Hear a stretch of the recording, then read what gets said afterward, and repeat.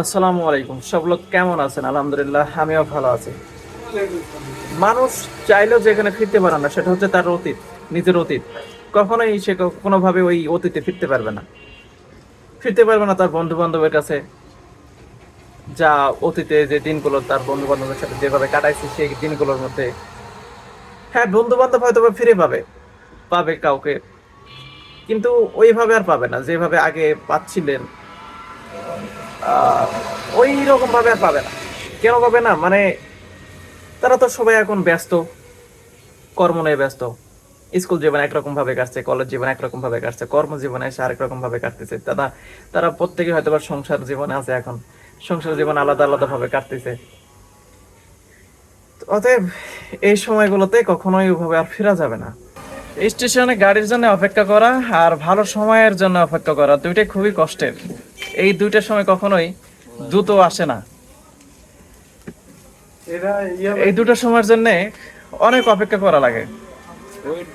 আর হয়তোবা মানে কিছু কিছু সময় অনেক অপেক্ষা করা লাগে, আবার কিছু কিছু সময় খুবই দ্রুত চলে আসে। আর যখন এটা খুবই দরকার হয় তখন খুব দ্রুত এটা আসে, এরকম ইতিহাস নজির খুবই কম।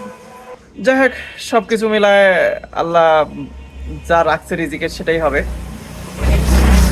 ভালো গাড়ি মানে গাড়ি একটা অবশ্যই আসবে স্টেশনে কোনো না কোনো সময় আমাদের গন্তব্যে পৌঁছানোর জন্য। আর ভালো সময় ওইটা যদি রিজিকে থাকে অবশ্যই আসবে। খারাপ সময় আপনাকে দমন করবে এমন যদি আপনি মানে প্রশ্রয় দেন খারাপ সময়কে, তাহলে খারাপ সময় আপনাকে দমন করবে, আপনি খারাপ সময়ের সাথে টিকে থাকতে পারবেন না। আর যদি আপনি মনে করেন যে না, খারাপ সময় কিসের, খারাপ সময় যে দিছে ভালো সময় সেই দিবে, আমার এত প্যারা কিসের, কিসের এত টেনশন, তাহলে সবকিছু ঠিক আছে ভাই, কোনো সমস্যা নেই। আমার খারাপ সময় ভালো লাগবে। আর খারাপ সময়কে ভালো লাগানোর একটা মানে এটা একটা কঠিন জিনিস ভাই। খারাপ সময়কে ভালো লাগানো খুবই কঠিন। কারো কারো কাছে এটা সহজ, আবার কারো কাছে এটা খুবই কঠিন। আমি বলি কি যে এটা সহজভাবে নেওয়াটাই উত্তম হবে। আল্লাহ, একটা গাড়ি আমাদের জন্য পাঠাও। যাই হোক, অবশেষে আমাদের একটা গাড়ি চলে আসছে, যাই আমাদের গন্তব্যে। আসসালামু আলাইকুম।